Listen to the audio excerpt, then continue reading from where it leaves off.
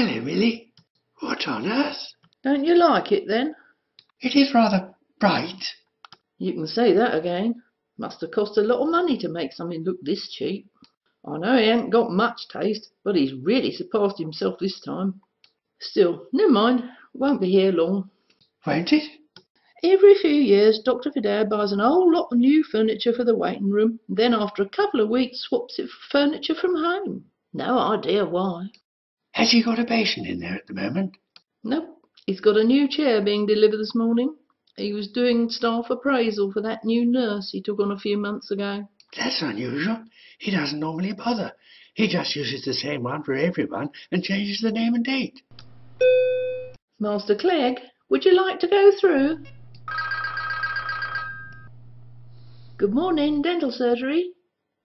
Just a minute. Dr. Fideo, I've got Mrs. Miggins on the phone. She says she's got a filling out and it's got to be done before she goes on holiday. I've told her there aren't any more appointments available, but she's rather insistent. Do you want me to double book her? Oh, tell her you'll put her on the cancellation list. But we don't have a cancellation list. Look, Millie, I know that, and you know that, but Mrs. Miggins doesn't. Mrs. Miggins, I've spoken to Dr. Fideo and he's agreed to put you on our cancellation list. That's all right, no trouble. What does FIF stand for? Fuck it Friday. All letters from the CQC and Department of Health go in there. Then at the end of the week, Dr. Fideo glances at them before putting them through the shredder. Fuck it. Fuck it. Oh, fuck it. Good morning, dental surgery. Hang on. Dr. Fideo, I've got a Dr. Moyes on the phone. Says he'd like to speak to you. Can you ask him what company he's with, Millie? Can you tell me what company you're with? He says he's president of the GDC, Dr. Fideo. Ask him what it's about. Dr. Fideo wants to know what it's about. He says it's about your registration. Oh, all right. Put him on. Mr. Moyes, what can I do for you? Sorry? Look, when you afford me the courtesy of addressing me by my correct title, I'll extend the same courtesy to you. Now, what can I do to help you? You want to know why I've cancelled my direct debit, Bill? You don't mind if I call you Bill, do you? Oh, good. Now, what were you saying? Oh, right, my direct debit. Well, I hardly know where to start. Well, yes, of course. I realise that if we all pay by direct debit, it'll help the GDC with its cash flow. But somehow, I don't see that's in turn going to reduce the annual retention fee, is it, Billy? What's that? It might not reduce it, but it might help to prevent it having to go up even further. Do you mean you don't think a 64% increase is enough? Oh, yes, sorry. I forgot you'd held a meeting and reduced it to the number you'd been thinking of all the time. You need to increase the retention fee because there's been a huge increase in the number of fitness to practice cases brought before the council. If you were so concerned about the number of fitness to practice cases, why the fuck did you put adverts in the press urging patients to complain about their dentists if they weren't completely satisfied with their treatment?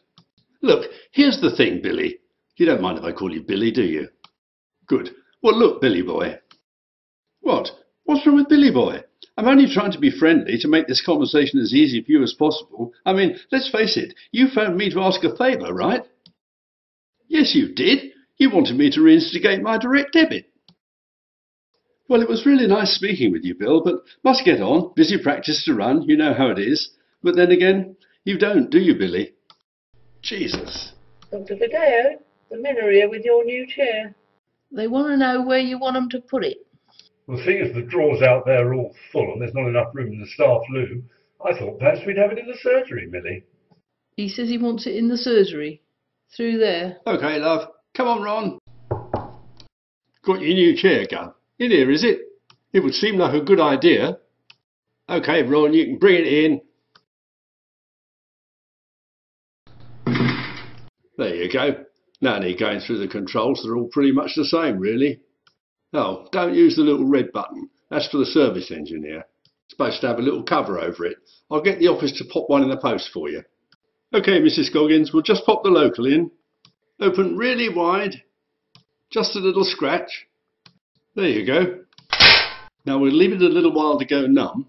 You can watch something on the TV if you like.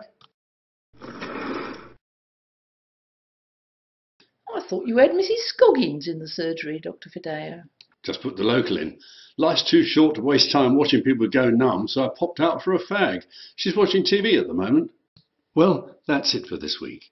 I hope we've inspired you to bring as much wildlife of every kind into your garden as you possibly can. And above all, I hope we've encouraged you to enjoy it. So until next week, bye-bye. If you want to find out more about how to encourage wildlife into your garden, press your red button now. What the fuck? Just as well I got her to settle up before she went through to the surgery.